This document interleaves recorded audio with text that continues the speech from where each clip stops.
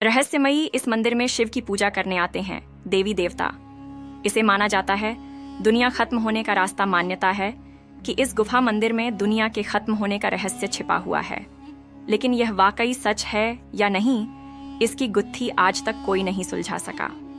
भारत एक ऐसा देश जहां रहस्यमयी और चमत्कारी मंदिरों के साथ ही गुफा मंदिरों की लिस्ट बनाई जाए तो आप यह देखकर हैरान रह जाएंगे कि इनमें से कई के बारे में तो आपने देखा या सुना भी नहीं होगा।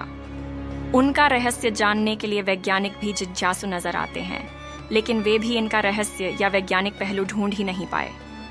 इन्हीं में से एक गुफा मंदिर है उत्तराखंड के पिथौरागढ़ में।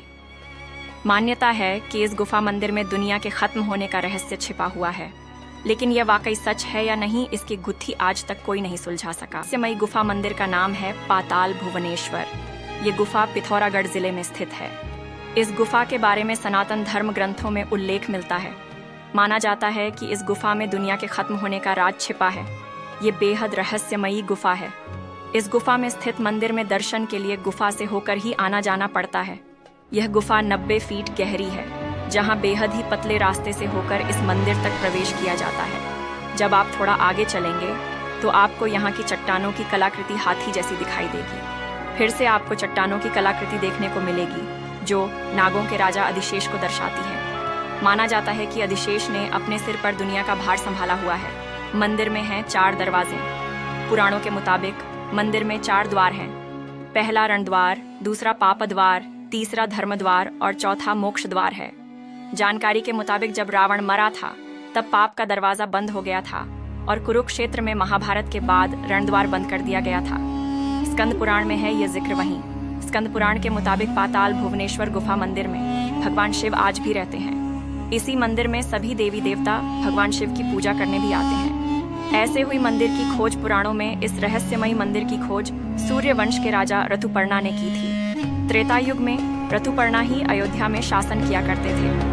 तभी इसी स्थान पर नागों के राजा अधिशेष और ऋतुपर्णा की मुलाकात हुई थी और नागों के राजा इस गुफा के अंदर राजा ऋतुपर्णा को लेकर गए थे। तब उन्हें यहाँ भगवान शिव के दर्शन मिले थे। इसके बाद पांडवों ने द्वापर युग में इस रहस्यमयी गुफा को खोजा था और यहाँ पूजा करने आया करते थे। इस मंदिर में जाने का रास्ता बहुत ही पतला है। पौराणिक कथाओं के मुताबिक कलयुग में मंदिर की खोज जगत गुरु आदि शंकराचार्य ने 8वीं शताब्दी में की थी। तब उन्होंने यहाँ तांबे का शिव प्रतीक स्थापित किया था। यहाँ है गुफा मंदिर में जाने का रास्ता। प्रमुख मंदिर के गर्भगृह से पूर्व एक बाह्य कक्ष है। इस बाह्य कक्ष में जय और विजय की विशाल मूर्तियों के साथ ही शिव पार्वती की मूर्ति और अन्य कई छोटी छोटी मूर्तियाँ हैं। मंदिर के दाईं तरफ चंडिका देवी का मंदिर है। इसके अंदर अष्टभुजा देवी की प्रस्तर मूर्ति स्थित है। इस मूर्ति के हाथ खंडित हैं। यहाँ एक कांस्य की शेषावतार की मूर्ति, सूर्य मूर्ति और एक अन्य खंडित मूर्ति। इन मंदिरों का निर्माण 12वीं शताब्दी में चंद और कथयुगी राजाओं के शासनकाल में किया गया था। इस मंदिर के बाईं ओर एक धर्मशाला है। इसके आंगन में हनुमान जी की एक विशाल प्राचीन मूर्ति है। इन मंदिरों से आगे ही कुछ दूरी पर एक प्राकृतिक जल स्रोत है। इसके बाद एक हल्का सा ढलान पड़ता है। यहीं पाताल भुवनेश्वर की गुफा में प्रवेश करने के लिए उबड़ खाबड़ सीढ़ियां बनी हैं। सीढ़ियों से उतरकर गुफा की दीवारों में उकरी आकृतियां भक्तों की आस्था का पहला केंद्र बनती हैं। यहाँ स्थित कुंड के बारे में कहा जाता है कि राजा जन्मेजय ने अपने पिता परीक्षित के उद्धार के लिए उल्लंघ ऋषि के निर्देशानुसार इसी कुंड में सर्पयज्ञ किया था। इस कुंड के ऊपर तक्षक नाग बना हुआ है। यह भी जाने, इसके आगे भगवान गणेश का कटा हुआ मस्तक शिला रूप में स्थित है। शिला मूर्ति के ठीक ऊपर 108 पंखुड़ियों वाला शवाष्टक दल ब्रह्म कमल है।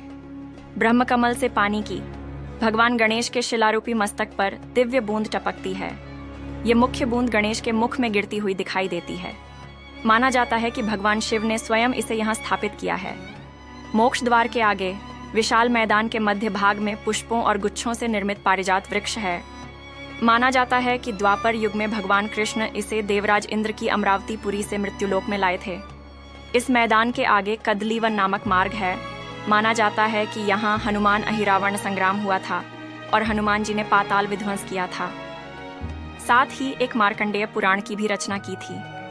इसके ऊपर ब्रह्मा जी के 5वें सिर में कामधेनु गाय के थन से निकलती हुई दूध की धारा गिरती है। इस स्थान पर पितरों का तर्पण किया जाता है। इसके बाद जलयुक्त सप्तकुंड का दृश्य निर्मित है, जिसमें दिखाया गया है कि कुंड का जल सर्पों के अतिरिक्त अन्य कोई भी इस पानी का पी न सके। इसके लिए ब्रह्मा ने इसकी पहरेदारी के लिए एक हंस की नियुक्ति की है। मान्यता है कि एक बार यह पानी हंस स्वयं पी गया, जिसके बाद मिले श्राप के कारण इसका मुंह टेढ़ा है। इसके पास में स्थित एक जगह पर भगवान शंकर की जटाओं से गंगा की धारा निकल रही है। इसके नीचे 33 करोड़ देवी देवता प्रतीक रूप में आराधना करते हुए नजर आते हैं। मध्य में नर्मदेश्वर महादेव का प्रतीक विद्यमान है। इसके आसपास नंदी और विश्वकर्मा कुंड बना हुआ है। यहीं पर आकाश गंगा और सप्तऋषि मंडल का दृश्य दिखाई देता है। इसके बाद तामशक्ति युक्त एक प्राकृतिक प्रतीक रूप त्रिमूर्ति है। माना जाता है कि इसकी स्थापना आदि गुरु शंकराचार्य ने अपनी कैलाश यात्रा के दौरान की थी। इसके ऊपर 3 गंगाओं की जलधारा बारी बारी से गिरती है। यहीं पर मुख्य आराधना की जाती है।